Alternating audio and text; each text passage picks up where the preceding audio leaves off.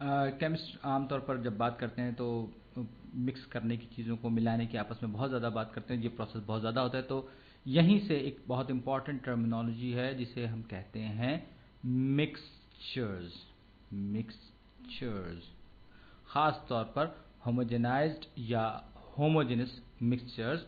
और होमोजेनस का मतलब होता है एक जैसा, सब तरफ से एक जैसा, हर तरफ से एक जैसा। Homogeneous homogeneous mixtures. तो होमोजेनस का मतलब क्या है? इसका मतलब जैसे मैंने पहले भी बताया, यूनिफॉर्म, एक जैसा हर तरफ, जिसमें कि कोई बहुत ज़्यादा तब्दीली ना हो। ये इसकी बहुत आम सी एक एग्जांपल है होमोजेनाइज्ड मिल्क। होमोजेनाइज्ड मिल्क या होमोजेनाइज्ड दूध, जो कि ग्रोसरी स्टोर्स पे आमतौर पर डब्बों में बंद मिलता है। जब दूध आमतौर पर निकाला जाता है गाय से या बकरी से, तो वो इस तरह का होता है कि उस पर आपको, अगर आपने कभी देखा हो तो वो झाग सा होता है, जो कि बहुत फैट्स होते हैं। दूध के जितने फैट्स होते हैं वो झाग की शक्ल में ताज़ा ताज़ा दूध में ऊपर होते हैं और बाकी का दूध नीचे होता है। तो ये नॉन होमोजेनस या होमोजेनाइज्ड मिल्क नहीं होता।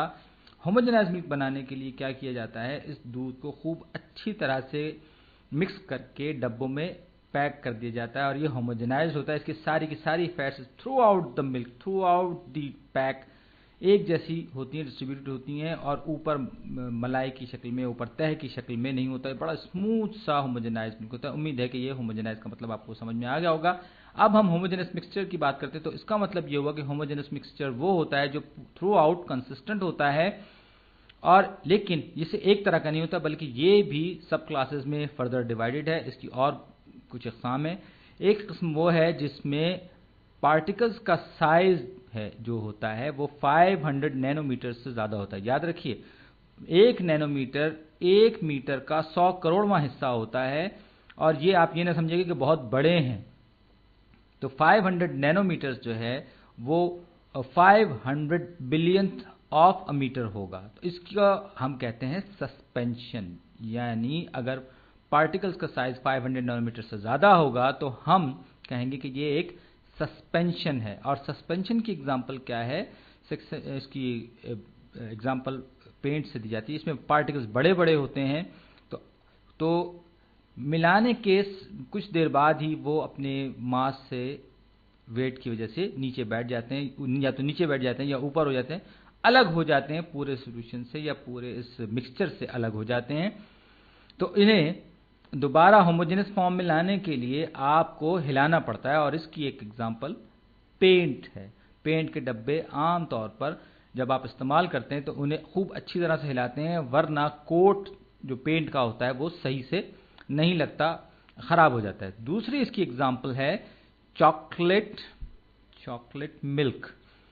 ये मुझे ज़ाती तौर पर बहुत पसंद है, चॉकलेट मिल्क। और इसको भी आपको जब डब्बे पे भी हिदायत लिखी हुई होती है कि इसको पीने से पहले अच्छी तरह हिला लें, क्योंकि चॉकलेट पार्टिकल्स जो होते हैं वो मिल्क में मौजूद होते हैं, लेकिन वो बड़े पार्टिकल्स होते हैं तो वो नीचे बैठ जाते हैं।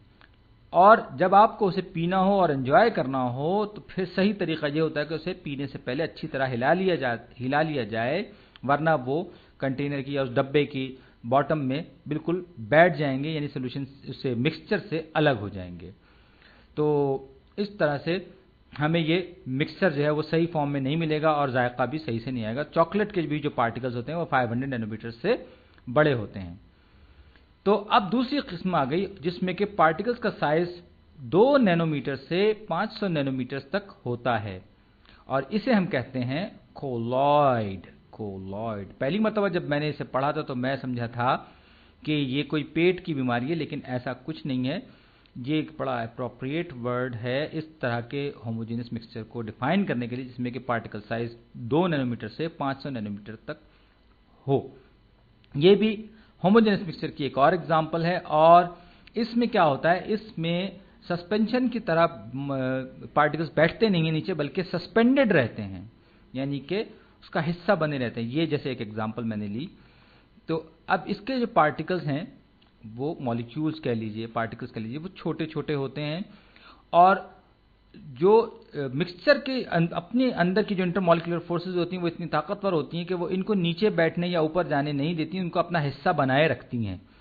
यही वजह है कि वो ना तो ऊपर जा पाते हैं पूरी तरह से, ना नीचे जा पाते हैं, और उसी में इधर से उधर, उधर से इधर तैरते रहते हैं। और इसकी सबसे आम एग्जाम्पल, मोस्ट कॉमन एग्जाम्पल है जेल ओ। जेल ओ ये इसका ब्रांड नेम है, असल में तो ये जेलेटिन का कोलॉइड होता है, और जिसमें के पार्टिकल सस्पेंडेड होते हैं मिक्सचर में, और आप इसे फ्रिज में रख दें, बहुत दिनों तक रखें, तब भी ये उसी हालत में आपको मिलेगा और उसी तरह का जायका देगा, जो अलग नहीं होंगे इससे पार्टिकल्स जेलेटिन के। एक और एग्जांपल इसकी जो गैस फॉर्म में वो है फॉग यानी कोहर। ये वाटर मॉलिक्यूल्स होते हैं जो कि हवा में यूं कह लीजिए मौल्लक होते हैं, लटके हुए होते हैं, फैले हुए होते हैं, तैर रहे होते हैं। और दूसरी है स्मोक, धुआं। जी हाँ, ये दोनों की दोनों एग्जांपल्स जो हैं ये भी कोलॉइड ही की हैं गैस फॉर्म में, क्योंकि फॉग भी हवा में रहती है, कोहर हवा में रहती है, और स्मोक जो है दरअसल पार्टिकल्स होते हैं, कार्बन पार्टिकल्स होते हैं, डार्क पार्टिकल्स होते हैं। ये भी हवा से अलग नहीं हो पाते या नीचे या ऊपर नहीं जा पाते, तो ये भी एक होमोजेनस मिक्सचर बनाते हैं हवा के साथ, होमोजेनस मिक्सचर बनाते हैं। तो अब मैं तीसरे कॉन्सेप्ट की तरफ आ रहा हूं, लेकिन उससे पहले मुझे ये होमोजेनाइज्ड मिल्क वाला हटाना पड़ेगी एग्जांपल।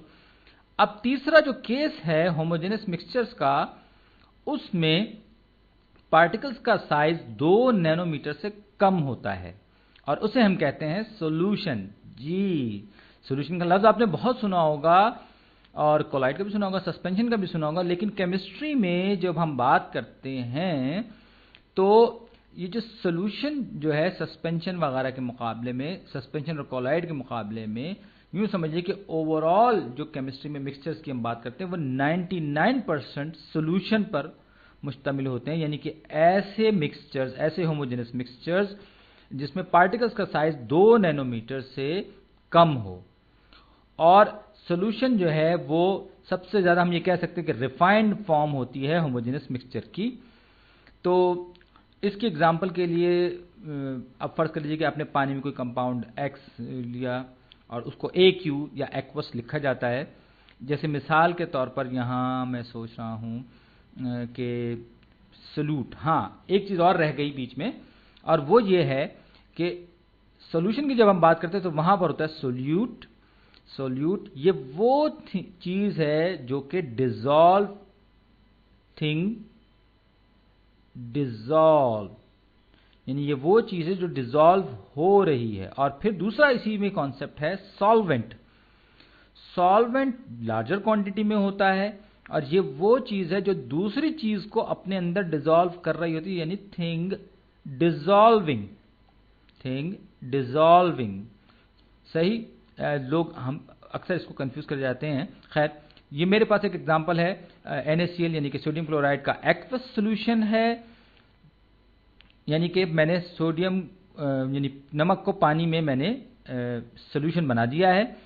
तो सोडियम पर प्लस चार्ज है, क्लोरीन पर माइनस चार्ज है, ये एक आयोनिक मॉलिक्यूल है।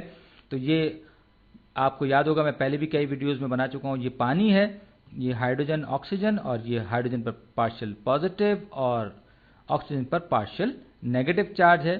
तो इसके फोर्सेस की वजह से क्या होगा कि ये प्लस सोडियम, सोडियम का जो प्लस आयन है ये अट्रैक्ट होगा ऑक्सीजन के माइनस आयन की तरफ, और ये अलग होकर क्लोरीन से इसके तरफ अट्रैक्ट हो जाएगा।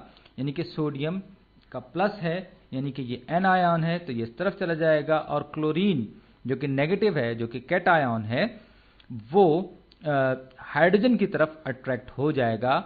और ये सोडियम जो है वो पार्शियल नेगेटिव साइड के साथ एक अट्रैक्शन फोर्स में एक बॉन्ड बना लेगा टेम्परेरी, और इसी तरह क्लोरीन एक टेम्परेरी बॉन्ड बना लेगी। तो ये इंपॉर्टेंट बात जो है वो ये कि सॉल्यूशन में पार्टिकल्स का साइज 2 नैनोमीटर से कम होना चाहिए, तभी वो उस चीज को या उस होमोजेनस मिक्सचर को हम सॉल्यूशन कहेंगे। और 2 नैनोमीटर का आइडिया लेने के लिए आप देखिए, सीजियम का शुमार बड़े एटमों में होता है, और एक सीजियम एटम का साइज 2.6 एंगस्ट्रॉम है, और एंगस्ट्रॉम खुद भी नैनोमीटर से भी छोटा पैमाना है, और एक एंगस्ट्रॉम समझ लीजिए कि 10वां हिस्सा होता है 1 नैनोमीटर का। तो 2.6 एंगस्ट्रम जो हुए वो 0.26 नैनोमीटर के बराबर हुए। और 2 नैनोमीटर में आप अंदाज़ा लगा लीजिए कि कितने ज़्यादा सीजियम एटम, जो कि बड़े एटम्स हैं, वो आ सकते हैं। मेरा ख्याल है शायद 20-50, और हम ये वॉल्यूम की बात कर रहे हैं। बड़े वॉल्यूम में आप सोचिए कि कितने ज़्यादा सीजियम एटम्स आ जाएंगे। तो आपको इससे अंदाज़ा हो जाएगा कि 2 नैनोमीटर अगरचे आपको बड़ा लग रहा होगा, लेकिन एक्चुअल एटॉमिक साइड पर ये कितना बड़ा है। अब हम आगे बढ़ते हैं, तो आप ये पूछ सकते हैं कि हम इन सब चीज़ों को मेजर कैसे करते हैं। तो इसके मेजरमेंट के लिए हमारे पास एक जो तरीका है, एक जो तरीका हमारे पास है वो कहलाता है मोल फ्रैक्शन। मोल फ्रैक्शन, और ये कुछ नहीं है, ये सिर्फ और सिर्फ ये है number of moles divided by number of moles solute moles dissolved in divided by moles of solute plus moles of solvent। सही, यानी कि हम सॉल्यूशन को ओवरऑल इसका मास नहीं लेंगे, बल्कि हम इसको मोल्स की फॉर्म में इसका मास ऐड करेंगे। तो ये है मोल फ्रैक्शन। और इसमें आप को वही तरीका इख्तियार करना पड़ेगा कि पहले सब चीज़ों के मोल्स मालूम करेंगे, और उसके बाद फिर आपको पता चलेगा कि उस सॉल्यूशन में या उस होमोजेनस मिक्सचर में कितने मोल। दूसरी चीज़ हमारे पास जो आ रही है वो है मोलैरिटी। इसे मोरैलिटी से मिक्स ना कीजिएगा, अगरचे ये साउंड लाइक बिल्कुल वैसा ही है। और इसी से तीसरा कॉन्सेप्ट है जो जुड़ा हुआ है वो है मोलैलिटी। आप सोचेंगे कि मोलर की वजह से मोल इसमें आ रहा है तो मोलैरिटी एक अच्छा मेजर होगा किसी भी मिक्सचर को, किसी भी सोल्यूशन को मेजर करने का, और मोलैलिटी जो है वो ज़्यादा बुरा होगा। लेकिन अभी आप देखेंगे कि ऐसा कुछ नहीं है, क्योंकि मोलैरिटी जो है वो है moles of solute divided by litres of solution. यानी आप यूं कह लीजिए कि वॉल्यूम ऑफ सोल्यूशन। मैं इसे क्यों एक अच्छा मेजर नहीं कह रहा, क्यों और मोलैलिटी को अच्छा क्यों कह रहा हूं, स्टार साइन क्यों दे रहा हूं, इसलिए कि ये जो वॉल्यूम है किसी भी सॉल्यूशन का, वो PV = nRT की इक्वेशन आप याद कीजिए, तो प्रेशर और टेम्परेचर की वजह से तब्दील होता रहेगा, क्योंकि ये वॉल्यूम का मेजर है।